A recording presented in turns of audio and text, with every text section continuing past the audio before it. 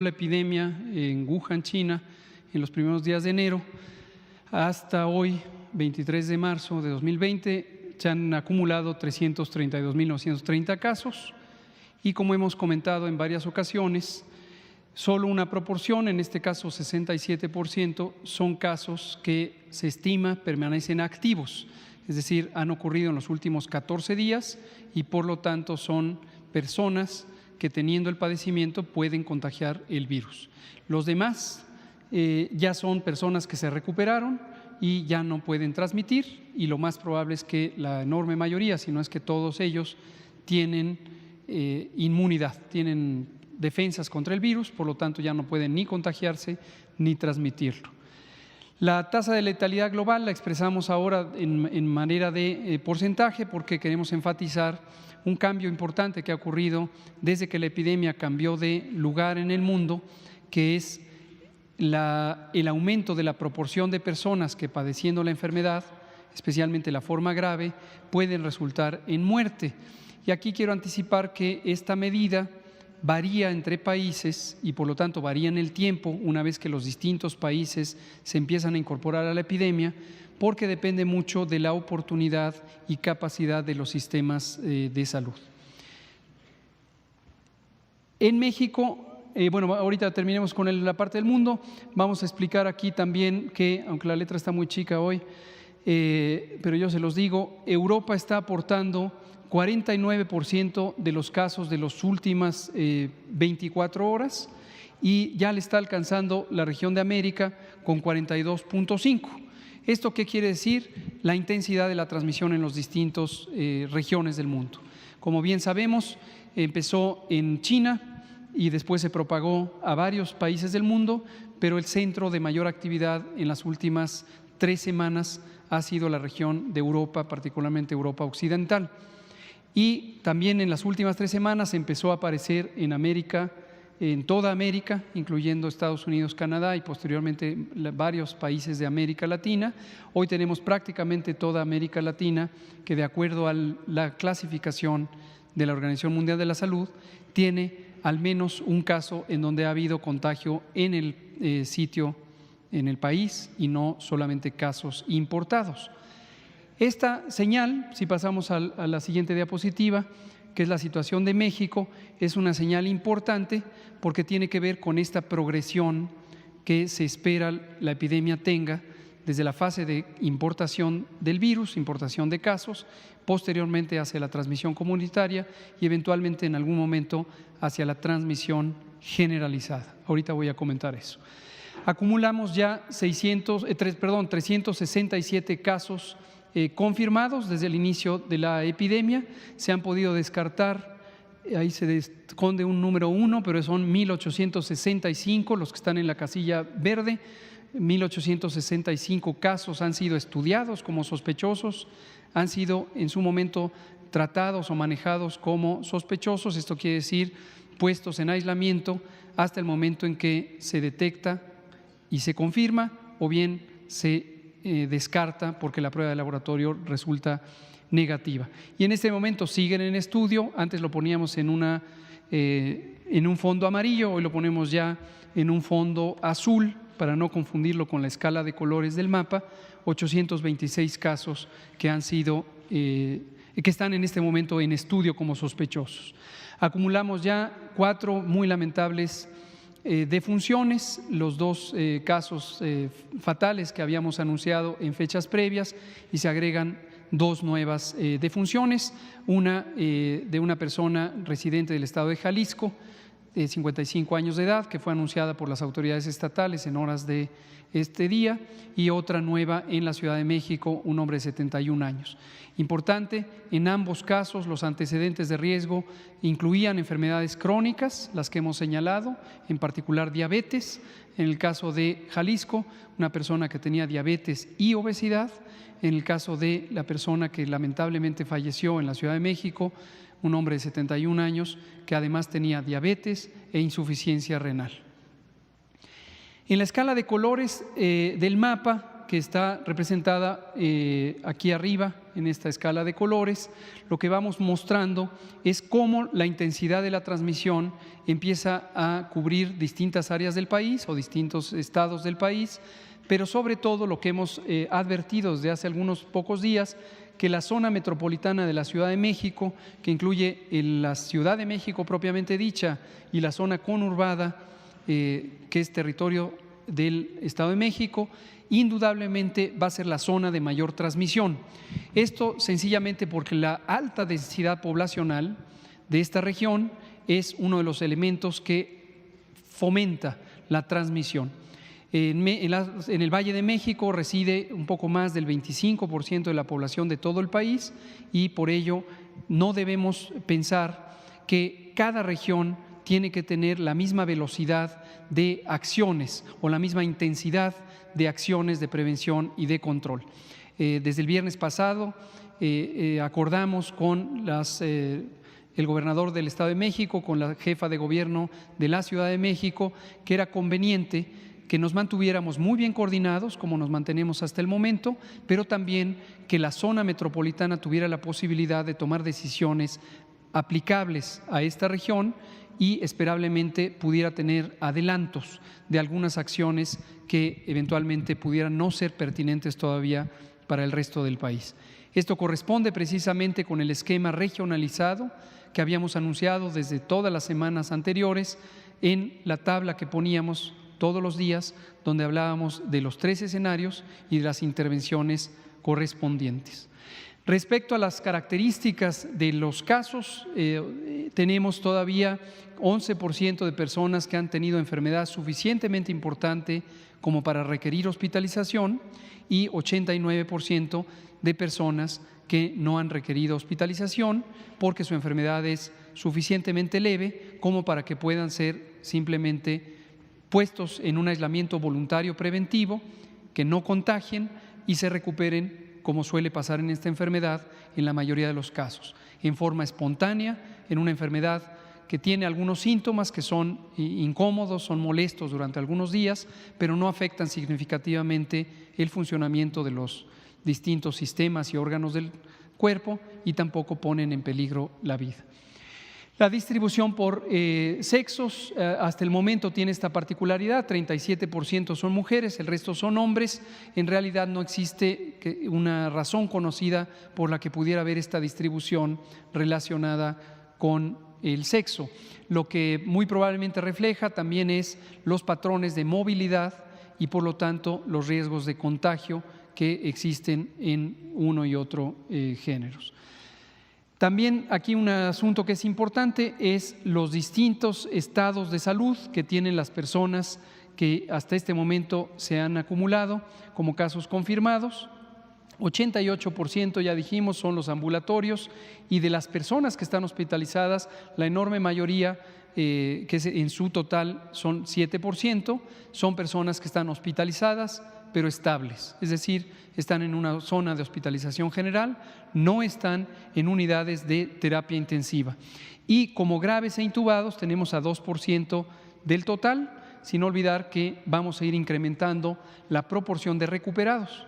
Ayer habíamos anunciado 1%, hoy estamos subiendo a 2%, y lo esperable es que en la medida en que este enorme porcentaje de personas que se recuperan espontáneamente lo vayan logrando, este porcentaje de recuperados va a aumentar progresivamente. La siguiente. Esta es una información nueva que me gustaría compartir con todas y todos ustedes, también allá a la audiencia. La fase 1 o el escenario 1 se define como la situación en donde los casos vienen de fuera. Esto ocurrió al inicio de la epidemia, son aquellos casos que personas, ya sea residentes de México o ciudadanas mexicanas que viajaron al exterior, se infectaron en el exterior y regresaron. Posteriormente se agregó otro tipo de relación con la importación, que es personas que vinieron de visita desde el exterior y contagiaron a personas en México. Estos dos fenómenos se conocen como casos importados y el segundo como casos asociados a la importación. Y hemos definido desde hace varias semanas la existencia de una primera generación de contagios que ocurre cuando personas que viajaron pueden contagiar a alguien que no viajó. Mientras se mantenga ese patrón, no nos salimos todavía de la fase 1 porque tenemos la enorme posibilidad de rastrear e interrumpir las cadenas de transmisión. Sin embargo, hemos tenido una predicción desde el inicio de los trabajos de preparación. No olvidar que México empezó a prepararse desde el 3 de enero de 2020 y hemos identificado las distintas situaciones de lo que está por venir. Y en ello identificamos que irremediablemente, conforme aumente el número de casos, nos empezaremos a encontrar situaciones en donde se vuelve crecientemente difícil hasta llegar a ser imposible el rastrear cada cadena de transmisión. Pero además, cuando ese número de casos empieza a aumentar, ya no solo se vuelve imposible, sino se vuelve muy poco útil el intentar perseguir o rastrear a cada uno de esos casos y cada uno de esos contactos y sus cadenas de transmisión. Esto, y por eso ponemos esta tabla desde hoy, es un proceso gradual. No ocurre de un momento a otro, no ocurre con un caso más. Entonces, lo digo porque la declaración o la identificación de un cambio de etapa o de escenario, por ejemplo, del 1 al 2 o del 2 al 3, es un proceso gradual. No es una situación en donde de un día para otro ya uno pueda decir, aquí ya cambiamos de fase. Lo puede uno decir, pero en realidad es una situación arbitraria, poco realista respecto a lo que está ocurriendo. En realidad, como se manifiesta esto, es que cuando crecientemente se encuentra uno con la imposibilidad y también la poca utilidad de rastrear las cadenas de transmisión, empieza a ser crecientemente más importante las medidas colectivas, las medidas sociales de mitigación que generalmente corresponden a la etapa 2. En México, como lo hemos dicho desde hace una semana, desde el 14 de marzo, preferimos adelantarnos a las circunstancias, empezando con las medidas de fase 2, justamente 2 semanas antes del momento en el que esperamos que empiece a haber un crecimiento rápido en el número de casos diarios. Regreso a la tabla.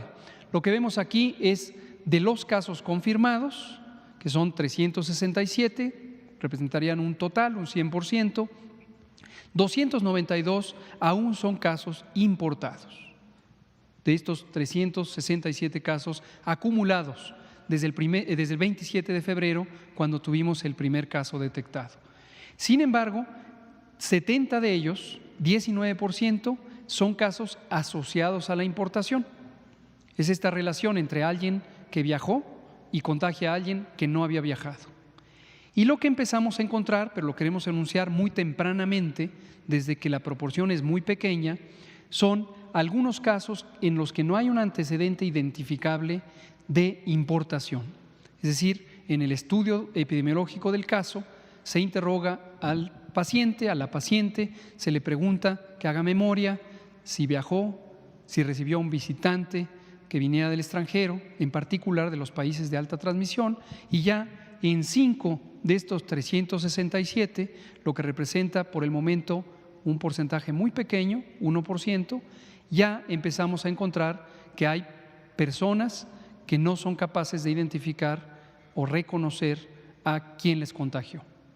Esta es una señal muy temprana, pero esta es una señal característica de la transición hacia la fase 2. Quiero que ustedes la conozcan desde este temprano momento y recuerden que México decidió adelantarse a las circunstancias aproximadamente 15 días antes de empezar con una fase acelerada de transmisión. Gobierno de México.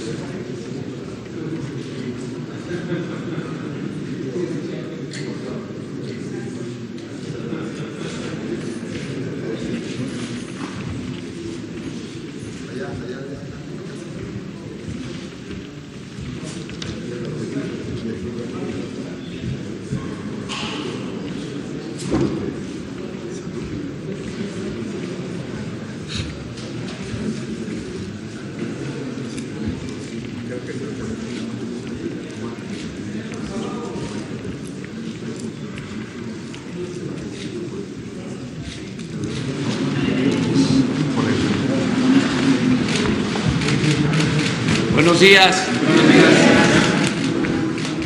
Ánimo. Ánimo. El día de hoy vamos a informar al pueblo de México sobre las medidas que se están llevando a cabo para enfrentar el coronavirus con el propósito de que todos los mexicanos estemos informados y con esta información actuemos con prudencia, sin desesperarnos, sin apanicarnos, con la firme convicción de que tenemos muchas fortalezas. El pueblo de México está hecho para resistir adversidades y para salir adelante.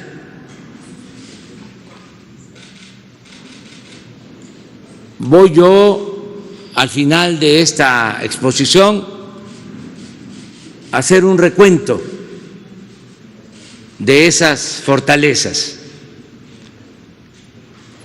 que nos permiten actuar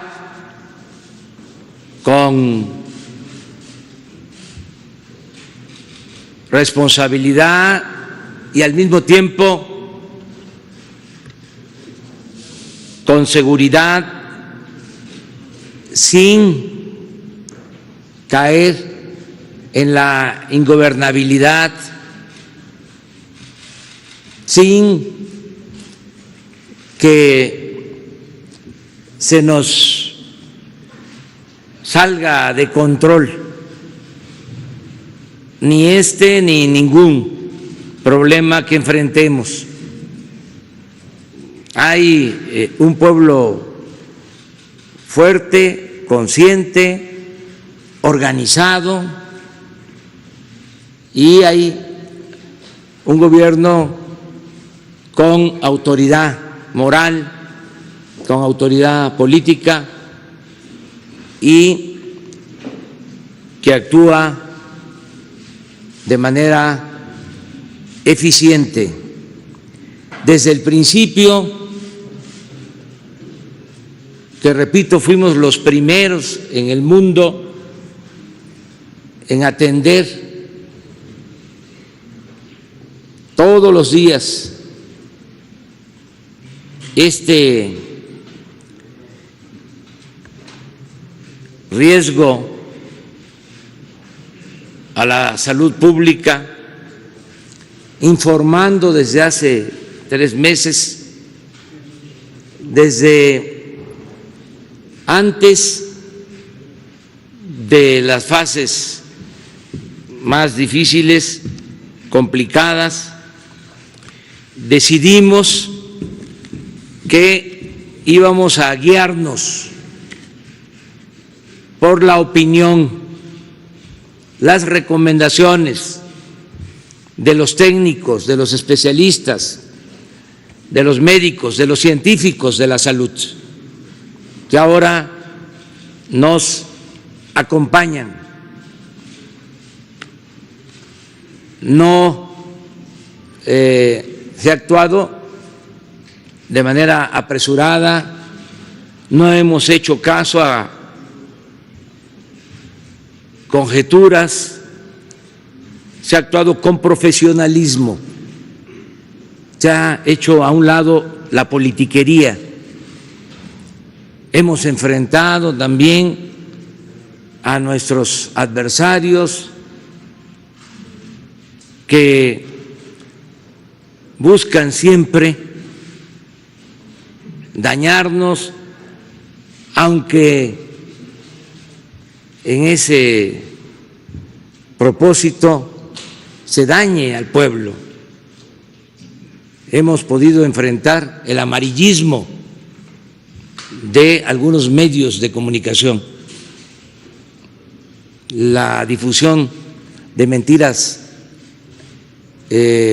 para atemorizar, noticias falsas, y no han hecho mella, porque existe comunicación, hay mensajes de ida y vuelta entre pueblo y gobierno, no estamos separados del pueblo. Encabezo un gobierno del pueblo, para el pueblo y con el pueblo, no hay divorcio, por eso somos fuertes. Vamos a presentarles lo que significa esta nueva etapa para enfrentar el coronavirus. Vamos a escuchar primero al doctor Hugo López-Gatell, que ha sido el encargado de la conducción de este plan. Luego vamos a escuchar al almirante Rafael Ojeda Durán, secretario de Marina, y al general secretario Luis Crescencio Sandoval González, porque además del plan de atención médica a enfermos en el sector salud, va a actuar tanto la Secretaría de Marina como la Secretaría de la Defensa, con el Plan Marina y con el Plan DN3. También va a hacer uso de la palabra el secretario de Hacienda, Arturo Herrera Gutiérrez, para informarles sobre la disponibilidad de recursos, el financiamiento de este plan de salud. Y al final, como les mencionaba, voy a tomar de nuevo la palabra. Entonces, comenzamos con el doctor Hugo López-Gatell.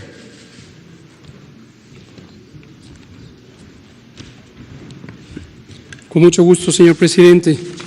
Secretarios, funcionarios, compañeros, señoras y señores, muy buenos días, ciudadanía en general de nuestro país. Voy a compartir con ustedes información que hasta el momento ya ha sido presentada en varias ocasiones y que hemos ido comentando todos y cada uno de los días sobre la evolución de esta epidemia en el mundo desde que empezamos a informar hace más de 2 meses. También voy a detallar la situación actual en México hasta el corte más reciente de información, para posteriormente centrarme en las características principales que vivimos en este momento, el enorme momento de oportunidad y la preparación para las siguientes fases. Empiezo primero presentándoles, como en algún momento se solicitó, al equipo de científicos y científicas que han estado involucrados en el proceso de reflexión técnica. No puedo, por razones de tiempo, detallar a cada una de ellas, pero como se puede ilustrar, al frente de nuestro secretario de Salud, el doctor Jorge Carlos Alcocer Varela, hemos estado trabajando distintos procesos de reflexión, de planeación, de evaluación, de preparación, para finalmente entrar en la respuesta que formalmente dimos por iniciada el 27 de febrero de 2020, cuando detectamos el primer caso. Cuando llegamos a ese punto, nos encontrábamos cómodamente preparados por un proceso que había iniciado desde el 3 de enero y que se había disparado porque el 31 de diciembre de 2019 nuestros sistemas de monitoreo y alertamiento temprano nos habían permitido identificar la ocurrencia de un pequeño brote de 44 casos de neumonía en Wuhan, China. En las distintas fases de preparación, este grupo científico, conformado por médicas, médicos, especialistas en infectología, en virología, en inmunología, como el propio secretario de Salud, en epidemiología, tanto de enfermedades infecciosas como de enfermedades crónicas y epidemiología ambiental, en promoción de la salud, en salud mental y otros campos del conocimiento médico, nos permitieron no solamente la identificación de retos, sino la evaluación crítica en todo momento de cuáles son los elementos que estaban presentes y los que podían hacer falta en el plan de preparación.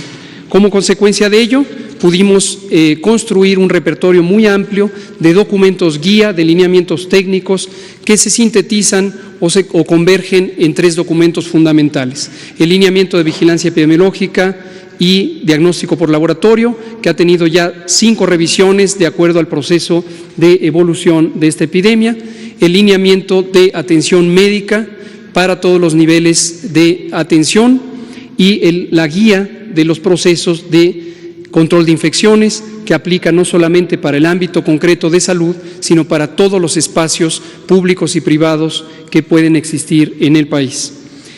A partir de ello, este grupo se vinculó también con las múltiples instituciones fuera del sector salud que nos permitieron una visión amplia, con un horizonte de mediano plazo para la preparación y un horizonte de mediano y largo plazo para la recuperación en las distintas consecuencias que esta epidemia puede tener. Esto ha sido el proceso de construcción del aprovechamiento de las capacidades institucionales que México tiene y ha construido en varios años, pero también de la disposición de trabajar unidos y muy coordinados en todo el gobierno, con todos los órdenes de gobierno y con toda la sociedad. Hemos tenido innumerables encuentros y acuerdos, no solamente en el interior del gobierno y con los gobiernos estatales y los municipales, sino también involucrando a actores privados y sociales que han sido partícipes de este proceso de preparación. Esto involucra la continuidad de operaciones, la respuesta hospitalaria, el diagnóstico por laboratorio y varios otros elementos que sería muy largo de detallar. La siguiente. En el mapa global que presentamos todos los días y que elabora la Organización Mundial de la Salud con la información que proviene de los países, tanto de sus gobiernos como la constatación por fuentes indirectas de acuerdo a lo dispuesto por el Reglamento Sanitario Internacional, podemos ver o hemos podido ver la propagación de este virus, y esto fue lo que justificó que tempranamente la Organización Mundial de la Salud declarara esta como una emergencia de salud pública de interés internacional y posteriormente anunciara el carácter de pandemia, que no tiene otro significado técnico más que la propagación por una extensa porción del mundo. Actualmente prácticamente todos los estados nacionales tienen al menos un caso y hay zonas donde destacadamente existe la mayor transmisión. En su momento, en las primeras semanas, en enero y hasta la mitad de febrero, la región asiática, específicamente China y el sureste asiático, fueron el motor de la propagación. Posteriormente, la zona europea ha sido y lo es todavía el motor principal de la propagación, pero en los últimos 3 a 4 días, la región de América es también ya un motor importante de propagación. A partir de ayer, la Organización Mundial de la Salud reconoció lo que nosotros hemos estado anunciando, por lo menos en los últimos 8 días, que es la existencia de transmisión comunitaria en México.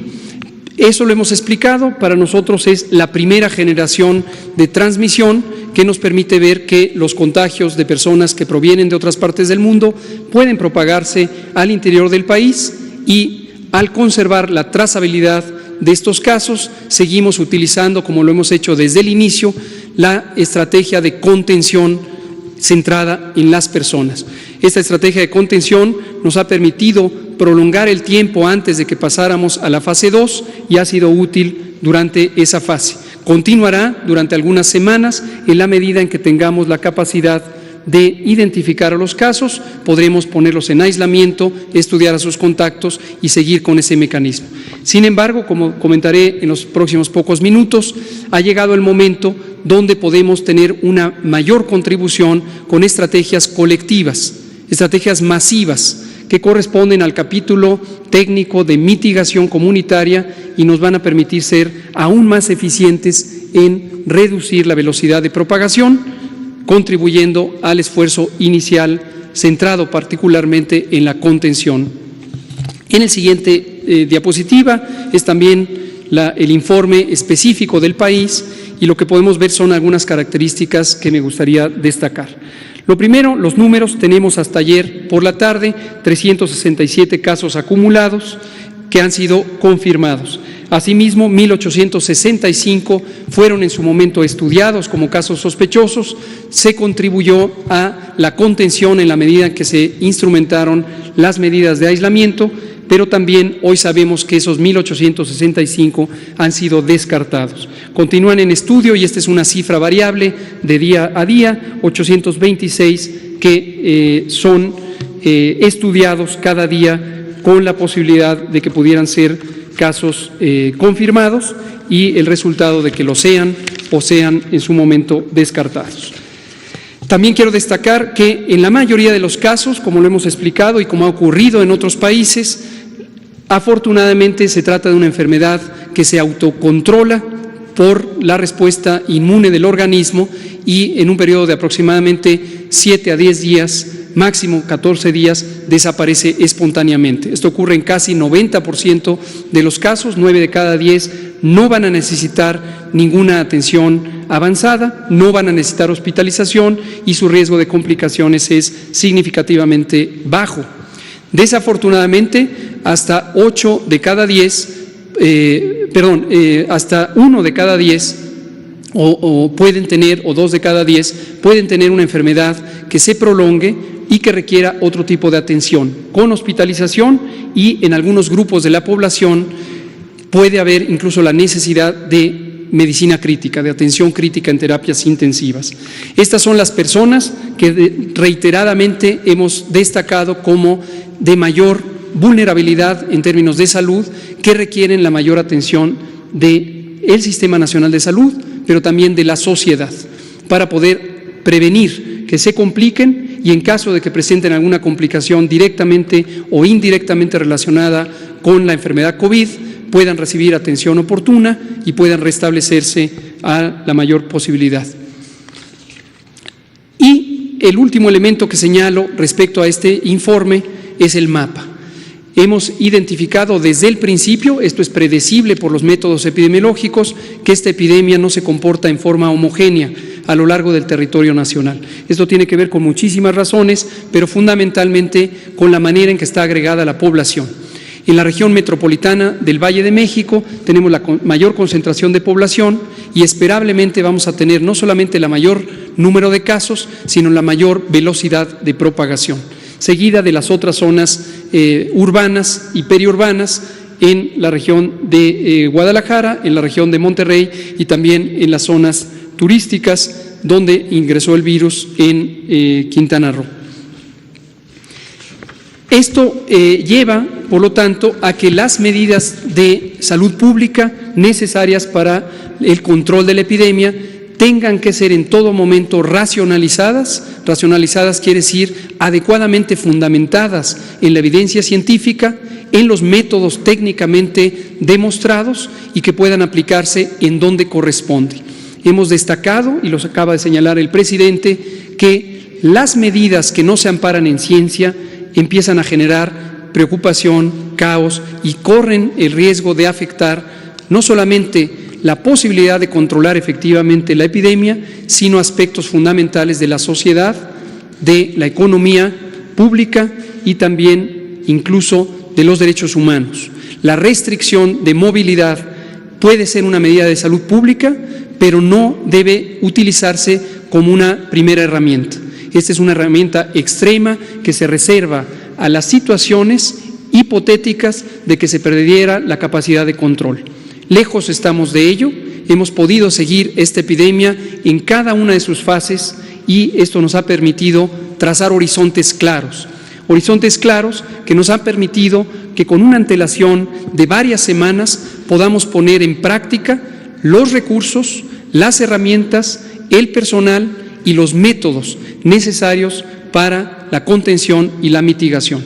Declaro y reitero, las medidas extremas son parte del repertorio de salud pública, pero lejos estamos de necesitar medidas que vulneren la vida pública o que afecten a las garantías individuales. En la siguiente diapositiva quiero destacar dos elementos y estos los quiero destacar con un sentido de confianza y de optimismo en la enorme oportunidad que México ha tenido por no ser el país de origen de esta epidemia. Como todos sabemos, esta epidemia empezó con el año en la región asiática, específicamente en China, y como era esperable, se propagó a varios otros países. El aprendizaje científico, técnico que ha podido tener México por la experiencia vivida y la extensa documentación científica sobre el comportamiento de este virus en el resto del mundo nos da una ventaja respecto a otros territorios. Y la ventaja es poder programar adecuadamente el momento de cambio de las distintas fases y de las medidas de salud pública. Lo que vemos en la diapositiva es una característica que señalamos recientemente, que es la distribución de casos de acuerdo a su origen. Tenemos que 80% de los casos han venido del exterior, ya sea por connacionales que viajaron o por ciudadanos de otras nacionalidades que llegaron a México. Sin embargo, hasta casi el 20% son casos que derivan de este proceso de importación y son los contagios directos por personas que viajaron hacia personas que no han viajado. Y lo que tenemos como una señal muy temprana es la existencia de casos en donde no existe un antecedente de contacto ni con personas que viajaron y se infectaron, ni con alguien en el territorio nacional. Aunque apenas es el 1%, 5 casos, lo consideramos una señal temprana que debe ser tomada en cuenta, porque esto precisamente es el elemento clave que empieza a distinguir la fase 1 de la fase 2. Esta característica, no el número de casos, esta característica, la pérdida de trazabilidad de los contagios. Y este dato, este elemento es crucial porque define también donde se empieza a agotar la utilidad de las medidas de contención centradas en los casos y la necesidad de anticipar las medidas poblacionales de mitigación. Ahora, en la siguiente diapositiva, y esto me gustaría también que lo tengan muy en cuenta, por eso lo hemos querido explicar cuando solamente era un elemento teórico, un elemento de proyección científica, a cuando empezó a ser un elemento de datos reales. En la gráfica lo que se muestran son curvas epidémicas de algunos de los países que al momento han sido más afectados: España, Italia, Francia, Alemania y Estados Unidos de América. Lo que vemos en todos esos países es lo que se puede esperar de una epidemia de rápida propagación. Es decir, durante un periodo que aproximadamente es de 30 días en promedio, tenemos una transmisión francamente lenta. A partir del primer caso empieza a contarse este periodo y hasta durante 30 días se va encontrando que la suma de casos, pero particularmente los casos que se agregan cada día, se cuentan en menos de decenas, en muy pocos casos. Hasta que se llega a un punto que técnicamente le llamamos punto de inflexión, pero que gráficamente, visualmente, todas y todos lo podemos identificar como este punto en donde se dobla la curva epidémica. La curva epidémica es la representación de los casos diarios que se pueden documentar. Se puede ver en todos esos países y en cualquier otro país del mundo que se llega a ese punto importante de inflexión. Finalmente, en la parte baja de la diapositiva, apenas visible, está una línea de puntos gruesos que corresponde a lo que está ocurriendo en México. Todavía no hemos llegado al punto de inflexión.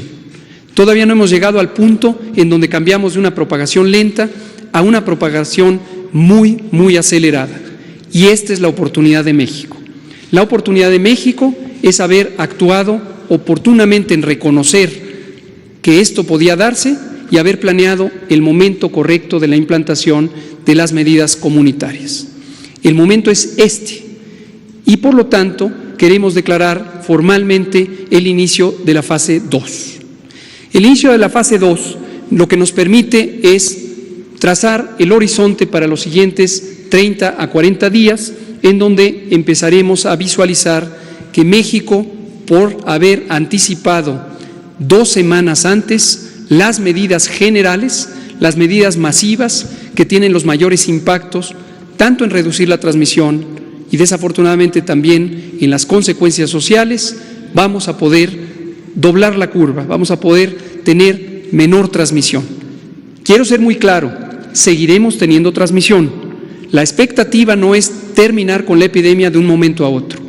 También quiero ser claro que el éxito en la reducción de la transmisión, en vez de llevarnos a una epidemia corta, nos va a llevar a una epidemia más larga. Pero esto es importante, porque lo que nos lleva es a administrar el riesgo. Administrar el riesgo, en términos llanos, lo que quiere decir es lograr tener que cada día haya menos casos de los que se pueden atender en la infraestructura de salud del Sistema Nacional de Salud de México. Y por eso es importante que estas medidas de mitigación comunitaria sean tomadas en cuenta. Destaco que en términos de mortalidad, mientras que muy triste y desafortunadamente algunos países ya tienen decenas, centenas o millares, nosotros apenas tenemos 4 muy desafortunadas, pero solo 4 muertes. Italia tiene 5.476 muertes, en España han muerto 1.720 personas, en Francia las defunciones ya se suman en 674, mientras que en Estados Unidos hay 407 decesos atribuibles a COVID. Y por su parte Alemania tiene ya casi 100, tiene 94 personas fallecidas relacionadas con la epidemia. México tiene 4. México encuentra, por lo tanto, el área de oportunidad, la aprovecha y la usa con base en ciencia y con base en los métodos de la salud pública. Vamos a ver qué elementos se definen formalmente a partir del día de hoy y en términos de su soporte legal. En la siguiente diapositiva lo que vemos es a la personaje clave que nos ha permitido comunicar a toda la ciudadanía, a toda la población, adultos, jóvenes, niños, adultos mayores, qué vamos a hacer. La personaje es su sana distancia. Su sana distancia lo que nos permite es trazar un círculo, un radio de más de 1.5 metros, que es la distancia necesaria para evitar el contagio en forma individual. Si nos mantenemos en una sana distancia, vamos a poder alejarnos de la fuente de propagación, que es la vía respiratoria de aquellas personas infectadas. Esto podemos hacer y lo debemos hacer en forma individual, quedándonos en casa, manteniéndonos a sana distancia. Pero también tenemos la Jornada Nacional de Sana Distancia. En la siguiente diapositiva resumimos las intervenciones masivas que la sociedad puede y debe tener para lograr la reducción de la transmisión de este virus. En primer lugar, proteger y cuidar a las personas adultas mayores y otros grupos de mayor riesgo. Como ya hemos dicho, las personas mayores a 65 años tienen un riesgo cada vez más grande conforme tienen mayor edad para complicarse o incluso para morir. Hay que estar muy al pendiente, no solamente ellas mismas, sino también su familia, su comunidad, la sociedad en su conjunto y desde luego el gobierno. Tenemos que cuidar a nuestros adultos mayores, son la memoria histórica de nuestra patria y no podemos permitirnos que por omisiones les dejemos caer en una situación de adversidad. Lo segundo es suspender las clases en todo el sistema educativo nacional, esto ya desde ayer, 23 de marzo y hasta el 19 de abril. Aprovechando las 2 semanas de vacaciones ya programadas, agregamos otras 2 y tenemos un mes completo de sana distancia en todo el sistema educativo nacional. Asimismo, hemos definido suspender temporalmente, por las mismas fechas, eventos y reuniones de concentración de 100 personas o más. Hemos puesto un límite razonablemente bajo para este límite crítico de concentración. Todas las reuniones privadas, públicas, sociales o gubernamentales deben ser evitadas durante todo ese mes para que se reduzca la propagación. Este es un mecanismo efectivo de prevención para quienes participarían en esas reuniones, pero también para toda la colectividad. Asimismo, suspender temporalmente actividades laborales. ¿Pero cuáles? Aquellas que impliquen la movilización de personas de sus domicilios al trabajo y de regreso, o que estén llevando a la movilización en el espacio público. Esto en todos los sectores de la sociedad, el público, el privado y el social. Ahora, aquí es muy importante, las instituciones, las organizaciones privadas y sociales no pueden parar, porque de ellas dependemos todos y todas en este país. La producción de alimentos, la logística básica, los servicios dependen de todas estas organizaciones. Entonces, conjuntamente con esta medida de suspender las actividades laborales que impliquen la movilización o reunión de personas, se ha solicitado que todas las organizaciones, dependencias y entidades pongan en práctica sus planes de continuidad de operaciones para garantizar el funcionamiento y el logro de la misión fundamental de ellas y además los derechos tanto de los trabajadores y las trabajadoras como de las personas usuarias de sus servicios. Por último, pero no menos importante, continuar en una acción más intensiva y dedicada las distintas medidas de higiene básica, higiene pública e higiene individual. El lavado continuo de manos con agua y jabón, y si no hay agua y jabón, con sustancias antisépticas. El proteger el estornudo tapando nariz y boca con el antebrazo, achú. Y también que quien esté con síntomas se quede en casa, se quede en casa toda persona que pudiera tener síntomas y que no tenga riesgo de complicarse, que es la gran mayoría, que se quede en casa por 15 días para que no transmita a otros. Ahora bien, enfatizamos, si se es un adulto mayor, una mujer embarazada o una persona con enfermedades crónicas, en particular diabetes, hipertensión, obesidad y enfermedad pulmonar o cardíaca, así como enfermedad renal o cualquier causa de supresión del sistema inmune, no esperar. Hay que acudir a evaluación médica para prevenir las complicaciones. Por último, y anticipándonos a la siguiente fase, que también vendrá, que es la fase 3, en donde pudiera existir transmisión generalizada, es la fase en donde nuestro Sistema Nacional de Salud va a tener retos importantes. Pero esos retos se pueden solventar si el sistema está organizado, si el sistema mantiene alta la moral. Y aquí quiero aprovechar para agradecer a nombre de todas y todos el dedicado trabajo de todo el personal de salud. Médicas, médicos, enfermeras, enfermeros, psicólogas, psicólogos, el personal de apoyo, trabajadoras sociales, todo el personal que representa el Sistema Nacional de Salud. Es una comunidad valiente, es una comunidad heroica que ha solventado muchísimas adversidades en el día a día y también en etapas críticas como esta. La solidaridad, el compromiso, la responsabilidad profesional de todo el personal de salud en este momento es fundamental. No podemos entrar en ninguna clase de discordia o en alguna clase de distanciamiento emocional y distanciamiento de comunicación. Todo el Sistema Nacional de Salud tiene que estar presto y atento para responder a este reto. ¿Cuánto tenemos en infraestructura? Tenemos lo que se ve en esta diapositiva, tenemos una capacidad sólida, tenemos una capacidad amplia, organizándonos de una manera solidaria y generosa entre todas las instituciones del sector salud, las dependencias civiles y militares, podemos tener una capacidad suficiente.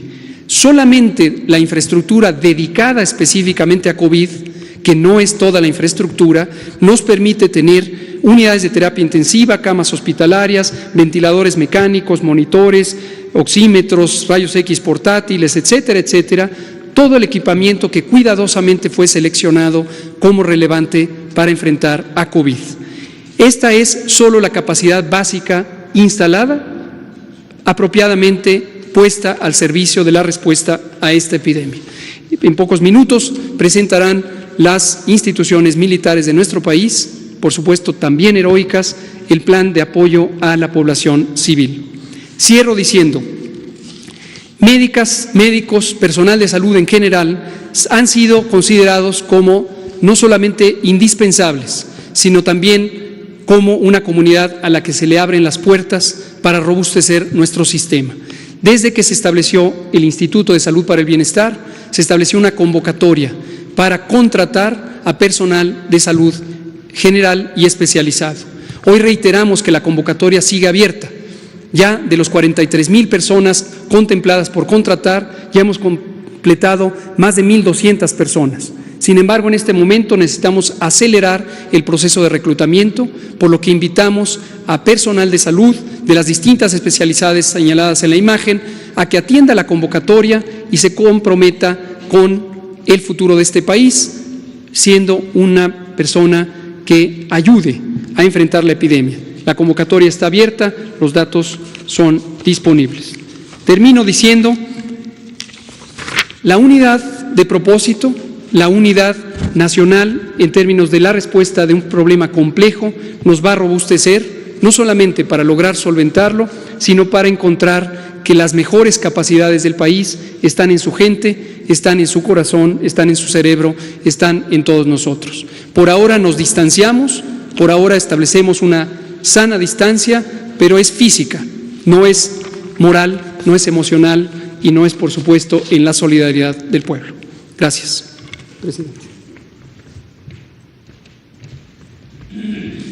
Con permiso, señor presidente. Muy buenos días.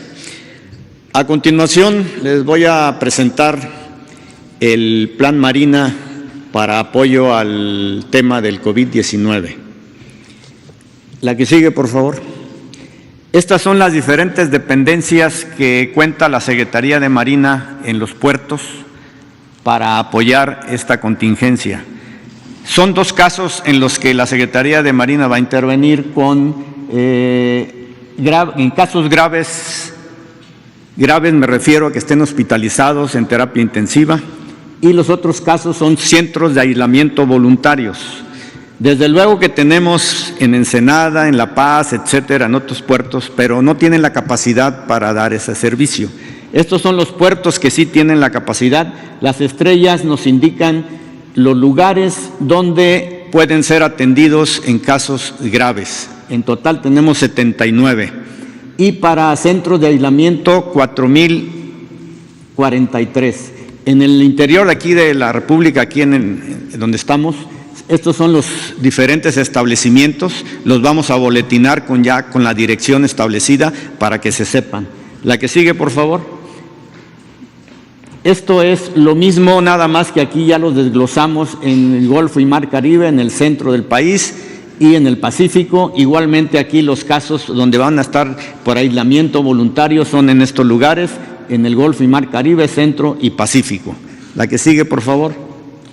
Y estas son las capacidades para tener movilidad, tanto por aire, por mar o por tierra, ya sea para trasladar algunos elementos que estén enfermos, o bien para trasladar médicos, para trasladar equipo, para trasladar medicinas o lo que se nos indique.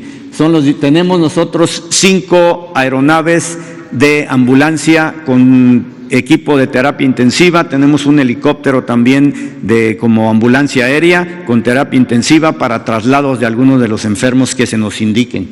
La que sigue, por favor.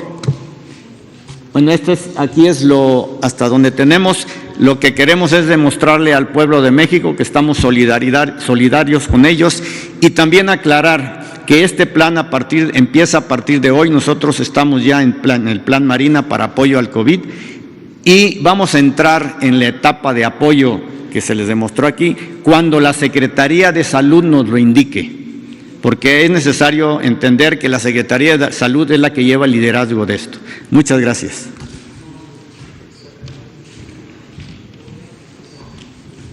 Con permiso, señor presidente. Por favor, la lámina. La que sigue, por favor. Bien, en base a lo que el subsecretario Gatell explicaba de la infraestructura de salud que ya se se cuenta y que está poniéndose en acción. El plan DN3 tiene como objetivo complementar todas las capacidades del Sistema Nacional de Salud en todo el territorio nacional, empleando los recursos humanos y materiales que tenemos disponibles en la Secretaría de la Defensa Nacional. Este concepto operativo del plan, que también, como ya lo citó el almirante Ojeda, ya estamos en el plan, en su primera fase, como ustedes pueden ver, la que sigue, por favor. Tenemos dentro del plan 3 fases: la fase preventiva, la de auxilio y la de recuperación. Ya estamos en la fase preventiva, es decir, activamos el plan a nivel nacional, estamos en la coordinación con todas las autoridades estatales y municipales, en coordinación con las autoridades de salud, en el censo de capacidades que tenemos en instalaciones hospitalarias, lo que tenemos para transportar medicamentos, las necesidades que tenemos en medicamentos, en insumos para poder realizar la atención adecuada a toda la población. El personal, el censo del personal médico y de enfermería y de todo el recurso humano del ámbito de la salud que tenemos disponible. También estamos en esta fase identificando la necesidad de contratación de personal médico y enfermería para poder incrementar las capacidades del plan en el escalamiento que se requiera en algún momento, y si es que se va a necesitar.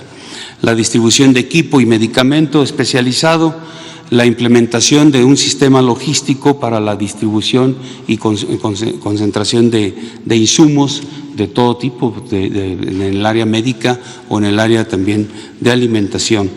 La preparación de nuestras instalaciones hospitalarias para para este plan, y la determinación, ubicación e instalación de hospitales provisionales.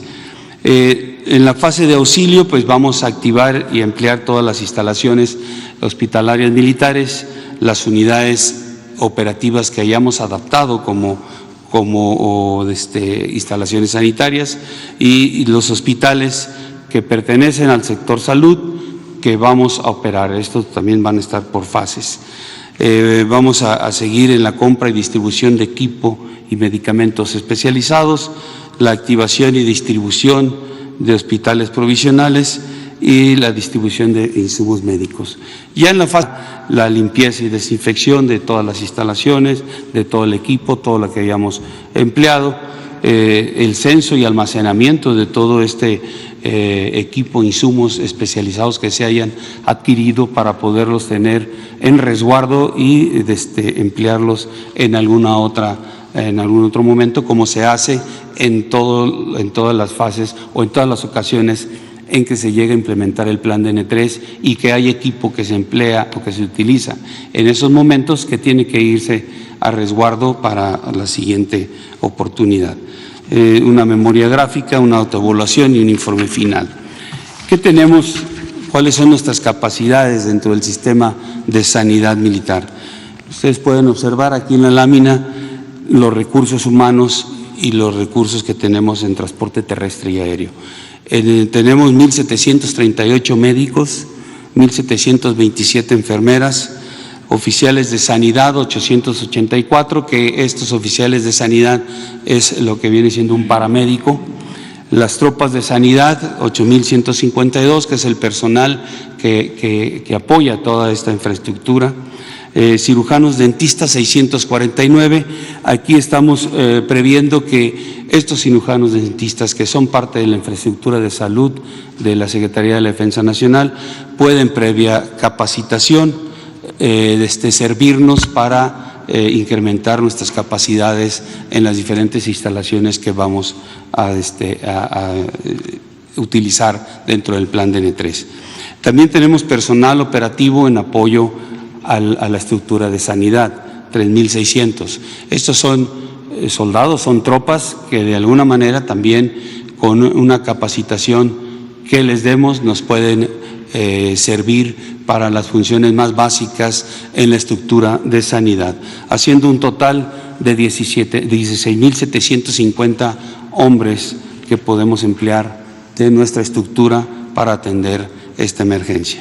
En transportes aéreos y terrestres tenemos 100 ambulancias de terapia intensiva, tenemos 470 ambulancias nada más de traslado y vehículos para el transporte de insumos. Contamos con 2.337 vehículos de carga, 12 aeronaves de ala fija, 22 aeronaves de ala rotativa, helicópteros, que nos van a servir para que, de acuerdo a sus capacidades de cada uno de estos, pues, hacer llegar los insumos o el material que se requiera a cualquier parte de la República. Ya se establecieron en coordinación con el sector salud las rutas que podemos implementar para hacer llegar a los diferentes estados, las diferentes instalaciones, todo el material que se requiera. Nuestras capacidades en instalaciones, que sigue por favor, ustedes pueden ver ahí en el mapa con diferentes puntos de colores. Nuestros hospitales, tenemos un hospital de alta especialidad que está en color azul, que está aquí en la Ciudad de México. Son 5 hospitales, aquí están las especialidades, las pueden observar: el Hospital Central Militar, el Hospital Militar de Especialidades de la Mujer y Neonatología, la Unidad de Especialidades Médicas, la Unidad de Especialidades Odontológicas, que puede ser también adaptada, como ya lo mencioné, en relación al personal, el Centro de Rehabilitación Infantil. También tenemos en segundo nivel, tenemos 4 hospitales de especialidades distribuidos.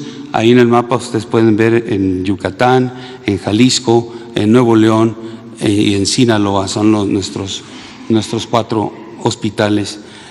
También hospitales de región que están también distribuidos en los diferentes estados, aquí casi en todos o dentro de nuestra delimitación territorial. Tenemos 12 regiones militares que abarcan varios estados, de 2 o 3 estados, y ahí es donde están ubicados estos hospitales para atender regionalmente alguna necesidad, y estos están considerados dentro de esta aplicación del plan DN3.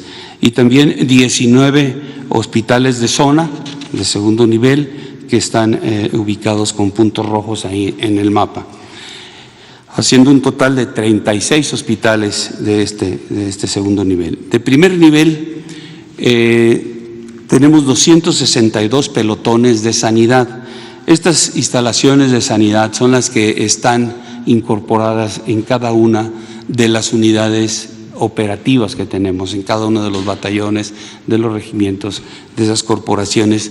Tienen su servicio de sanidad para atención del personal. Entonces, estas también están consideradas en el plan, estos 262 pelotones, y 10 unidades médicas de consulta externa, que estas unidades de consulta externa están destinadas a las áreas donde hay una mayor concentración de unidades operativas y por ende una mayor concentración de derechohabientes. Entonces, estas unidades también las estamos incorporando en el plan, porque es las partes donde tenemos mayor concentración de población, haciendo un total de 272 instalaciones de primer nivel, y en total general de los hospitales 313 instalaciones sanitarias para la aplicación del plan.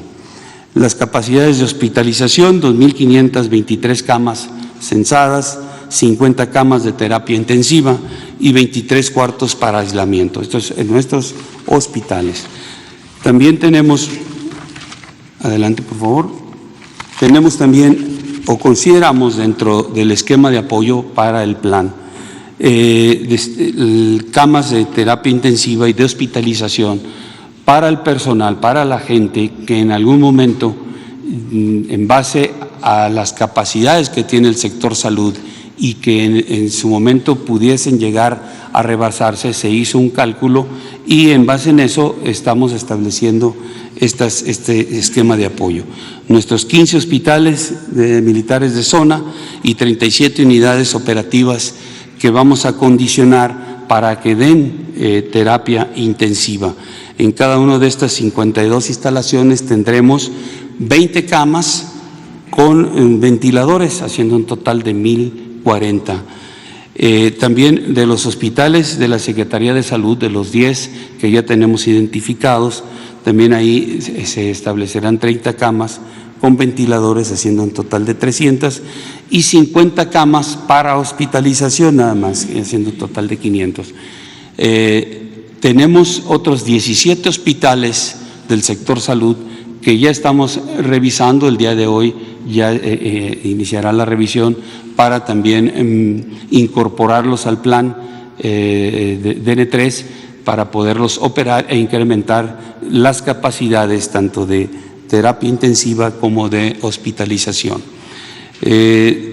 Adicionalmente, de estas unidades operativas vamos a acondicionar 41 para hospitalización con 30 camas cada una, que ahí tenemos el total 1,230, y el total general de camas, tanto de terapia intensiva y de hospitalización, serán 3,070 camas.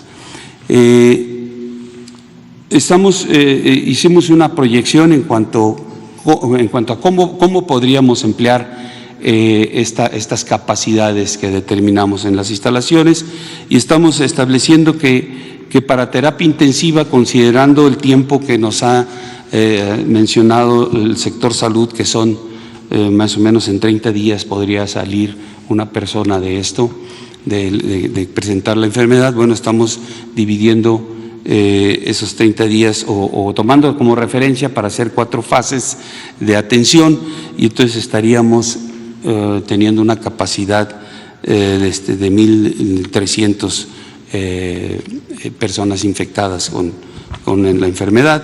Y en hospitalización hicimos lo mismo, considerando 15 días que pudiera salir de su proceso, y también aproximadamente 1,700 personas en 5 fases. La que sigue, por favor. Aquí son necesidades de la Secretaría de la Defensa para hacer operativa la infraestructura. A pesar de que tenemos una cantidad importante de recursos, ya se los cité, más de 16,750 hombres, necesitamos estos 3,694 personas más, especialistas de la salud, para poder atender todo lo que vamos a escalar de nuestras instalaciones. Ahí tenemos médicos cirujanos, enfermeras y personal que se dedique a la limpieza de estas instalaciones. Entonces, es una gran cantidad que ya empezamos a hacer difusión para para contratación de todo este personal que nos apoyará en la aplicación del plan DN3. Finalmente, un resumen de lo que sería la aplicación del plan DN3. Ahí tenemos en personal militar con el que ya contamos, con el que existe, el personal profesional de la salud por contratar, haciendo un total para la aplicación del plan de 20,444 hombres. En instalaciones hospitalarias, para terapia intensiva 62, para hospitalización 41, y haciendo la proyección que les mencionaba yo en base al tiempo que deben de estar en terapia intensiva o hospitalizados, tendremos una capacidad de 14,060 personas beneficiadas. Y medios de transporte, pues 34 aeronaves, 2,337 vehículos terrestres, con un total de 2,371. El compromiso que normalmente se tiene de las Fuerzas Armadas, y más en la aplicación de este plan DN3, pues es dar la seguridad, proporcionar el bienestar al pueblo de México. Siempre nuestro personal se mantiene en una capacitación constante para aplicar este plan DN3 y siempre dispuesto a servir a nuestra nación en casos como que se puede dar una emergencia, y que podemos emplear todos los recursos que la nación nos ha dado para nuestra operación en beneficio de nuestro país. Muchas gracias.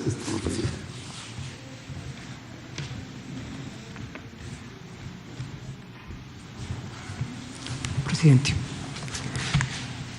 Buenos días. Voy a hacer algunos comentarios muy breves sobre la disponibilidad de recursos presupuestarios y financieros para este programa. Voy a iniciar justo por los apoyos adicionales que se van a recibir tanto la Secretaría de Marina como la Secretaría de Defensa Nacional para los planes DN3 y el Plan Marina. Como acaba de mencionar el general secretario, el general Sandoval, había ya recursos en las secretarías, pero se quieren recursos incrementales. En total dotamos ya desde el día de ayer de 4.500 millones de pesos adicionales, alrededor de 4.000 millones de pesos que fueron a la Secretaría de la Defensa Nacional y cerca de 500 millones de pesos a la Secretaría de Marina. Quiero ahora referirme a los recursos con los que se ha venido fondeando los programas de salud en los estados. A la fecha, a través del INSABI, hemos transferido cerca de 15.300 millones de pesos a los estados para el periodo enero-marzo. Dada la coyuntura, vamos a adelantar los recursos que correspondían a abril-junio. Así es que en los próximos días vamos a hacer una transferencia de 10.000 millones de pesos adicionales para finales de este mes. En esta misma semana se habrán transferido a los estados una totalidad de 25.000 millones de pesos. Eso sin contar alrededor de 4.500 millones de pesos que el propio INSABI está destinando para la compra de medicinas y suministros médicos. Finalmente, quiero, para poner en contexto estas cifras, hacer referencia a los recursos presupuestarios y financieros con los que cuenta el Estado mexicano en materia de salud. La Secretaría de Salud para el ejercicio fiscal 2020 cuenta con 128.800 millones de pesos, de los cuales a la fecha ha ejercido 25.600 millones de pesos, es decir, un avance del 20%. Obviamente estamos esperando que la utilización de estos recursos se va a ir incrementando. Para finales de este mes, con relación a las transferencias que ya había señalado, se espera que esté alrededor del 29%. El Instituto Mexicano del Seguro Social cuenta con un presupuesto aprobado para este ejercicio fiscal de 825.000 millones de pesos y el ISSSTE de 349.4 millones de pesos. Finalmente, se hizo en el transitorio de la Ley General de Salud, se incorporó ese transitorio para que los 40.000 millones de pesos del Fondo de Salud para el Bienestar pudieran destinarse a fines como esos. El INSABI los tiene ya a su disposición. Este fondo tiene la suficiente flexibilidad para permitir reaccionar en emergencias como estas. Muchísimas gracias.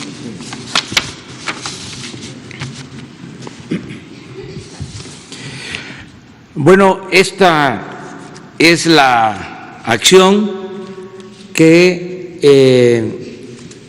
se va a llevar a cabo a partir de hoy con el propósito de reforzar lo que se ha venido haciendo. Yo quiero terminar esta conferencia con una reflexión. Primero,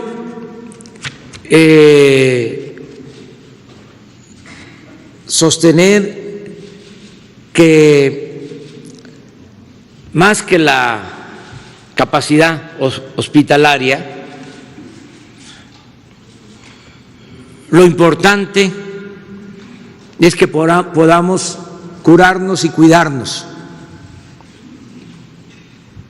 los mexicanos en nuestros hogares. Tenemos, y esta es una gran fortaleza, algo que nos distingue con relación a otros países del mundo.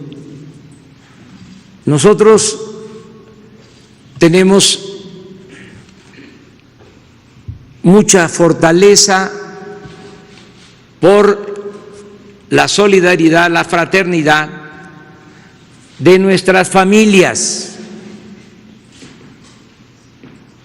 La familia en México es la institución de seguridad social más importante. Que no tengamos duda de eso. Lo tengo analizado, comprobado. A diferencia, con todo respeto, a otros países, nosotros vivimos en comunión y practicamos en nuestras familias la solidaridad, la fraternidad. Si le va mal a un miembro de la familia, acuden en su apoyo a otros. Eso nos ha protegido siempre. Repito, es una gran institución. Eso se va ahora a poner a prueba. Y hago un llamado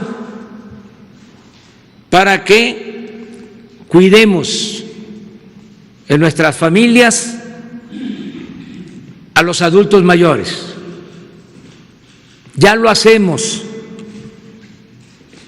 pero ahora debemos de aplicarnos más. Es un hecho, es conocido que sobre todo las hijas cuidan a los padres. Los hombres podemos ser más desprendidos, pero las hijas están siempre pendientes de sus madres, de sus padres.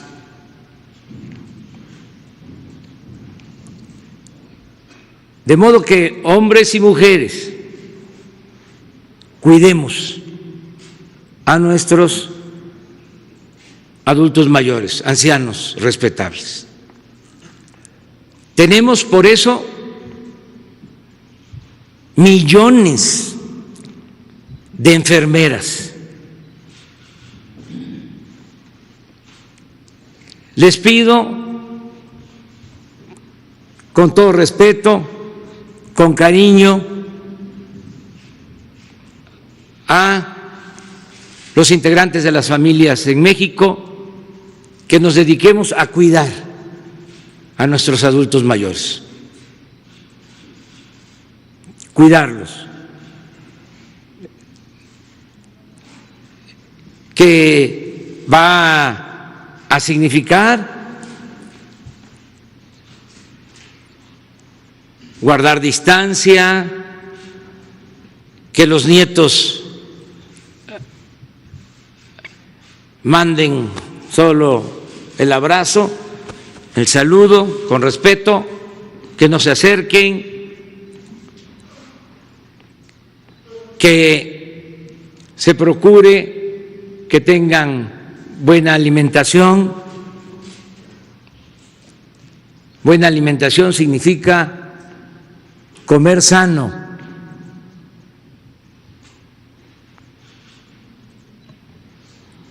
No a productos chatarra, porque es adultos mayores y también a enfermos de diabetes, de hipertensión, de padecimientos renales, mujeres embarazadas. Esa es la población vulnerable y la población que tenemos que cuidar. Está demostrado que es a los que afecta más este virus. Entonces, cuidarlos, alimentación, bajarle a la sal, al azúcar, desde luego a el alcohol.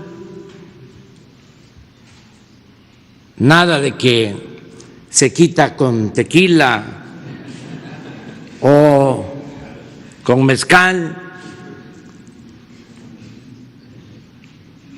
Por lo pronto, abstenernos o bajarle el cigarro.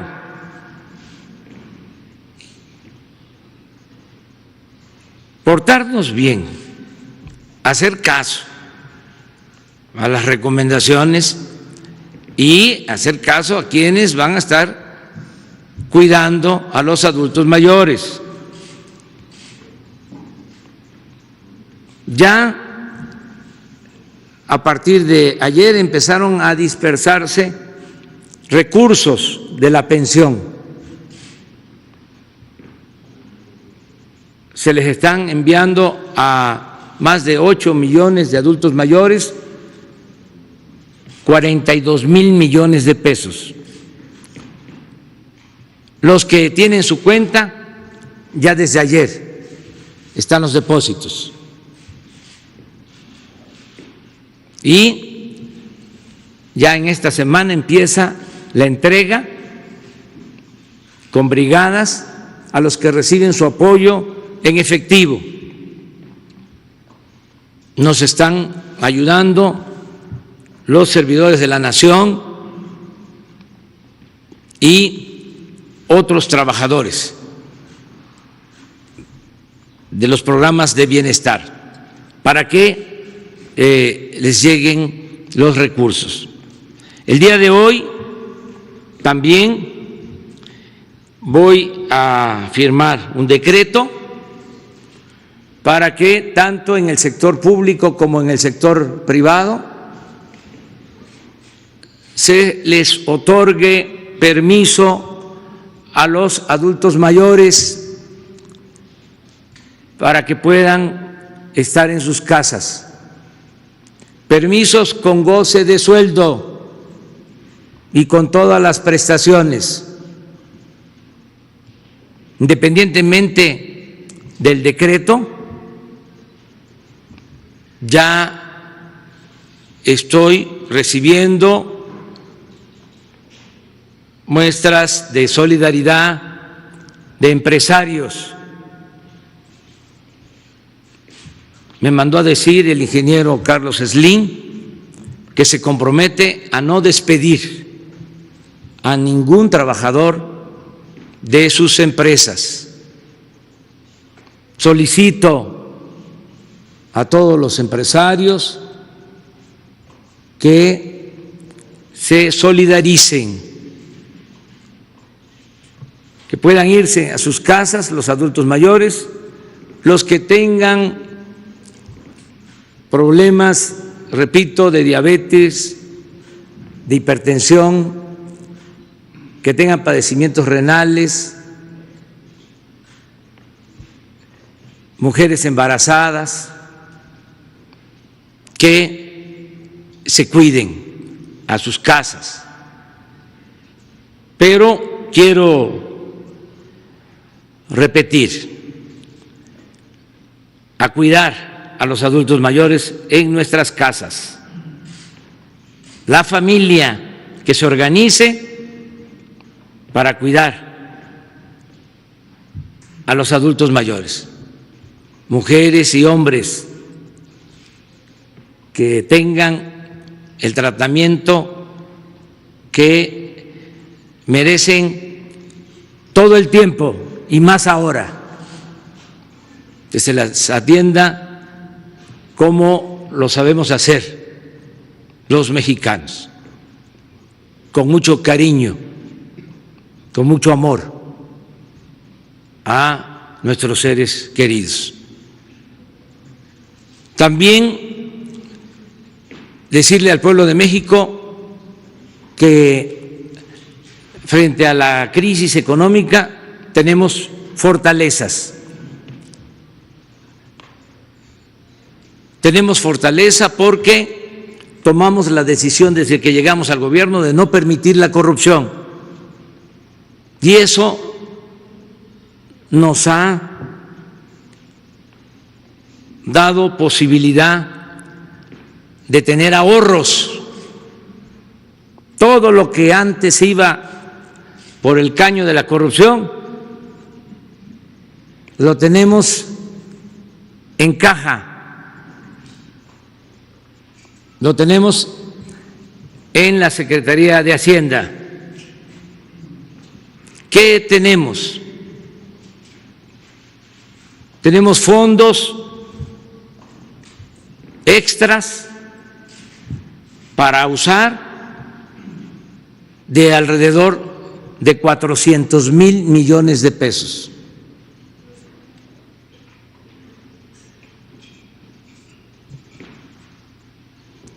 ¿Por qué menciono esta cantidad? Porque esto nos va a permitir mantener los programas de bienestar. Además del presupuesto, porque la recaudación ha sido buena. Ayer les decía yo, en lo que va del año con relación al año pasado, tenemos una recaudación del 7%, superior a lo obtenido el año pasado. Son como 45,000 millones de pesos. Tenemos el presupuesto sin déficit y 400,000 millones adicionales. Esto nos permite mantener todos los programas de bienestar, todos. Nos permite tener recursos para enfrentar la caída de los precios del petróleo, al mismo tiempo que tomamos la decisión de bajar el precio de las gasolinas.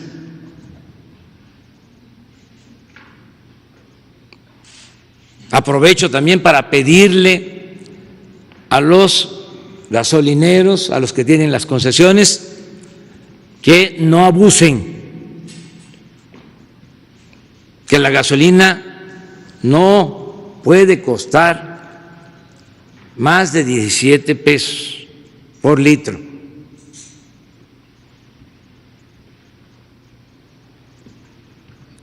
Tenemos recursos para que continúe la construcción del aeropuerto, para que continúe la construcción de caminos, de carreteras, el plan del Istmo. Tenemos recursos para que continúe la construcción de la refinería de Dos Bocas.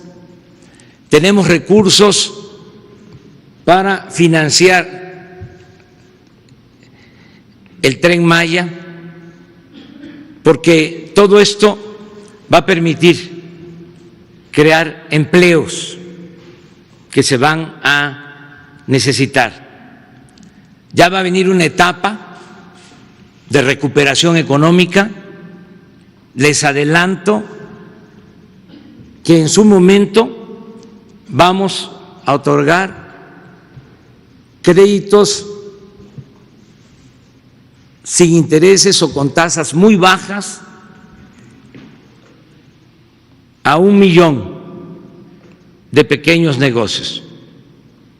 Esto es para pequeño comercio, para fondas, taquerías, talleres, todo lo que va a resultar desgraciadamente afectado por la crisis económica. Pero tenemos que cuidar nuestra salud. Lo más importante de todo es la vida. Y eso es lo que se está protegiendo. Yo agradezco mucho a los médicos, enfermeras, especialistas, científicos del sector salud por su profesionalismo.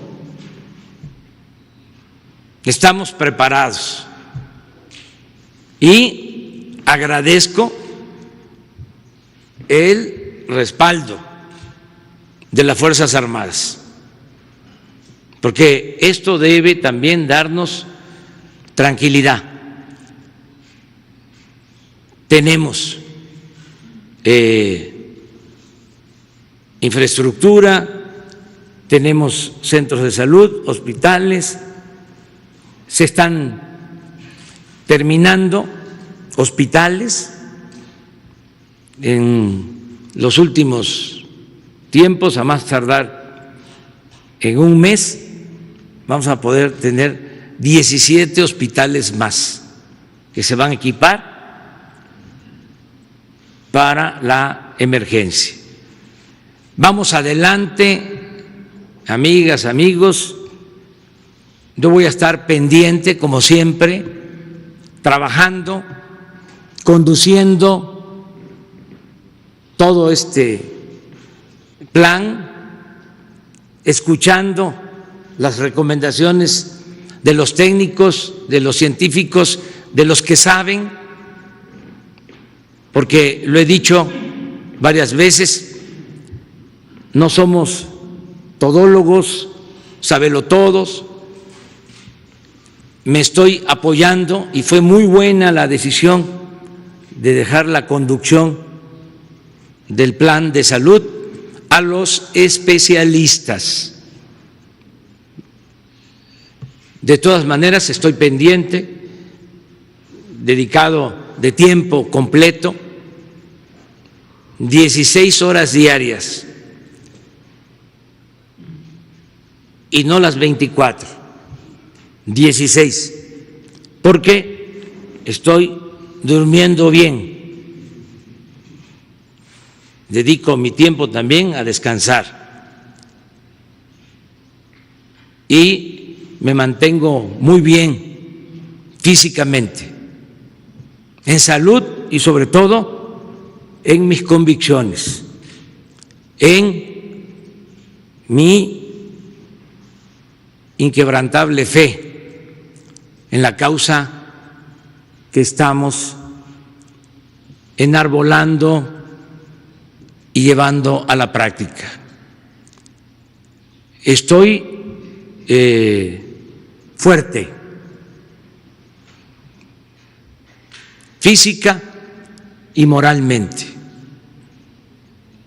y además seguros todos, y seguro el gobierno de que vamos a salir adelante por la fortaleza de nuestro pueblo. El pueblo de México es mucha pieza, está preparado para enfrentar cualquier adversidad. ¡Que viva México! ¡Que viva México! ¡Que viva México! ¡Que viva México!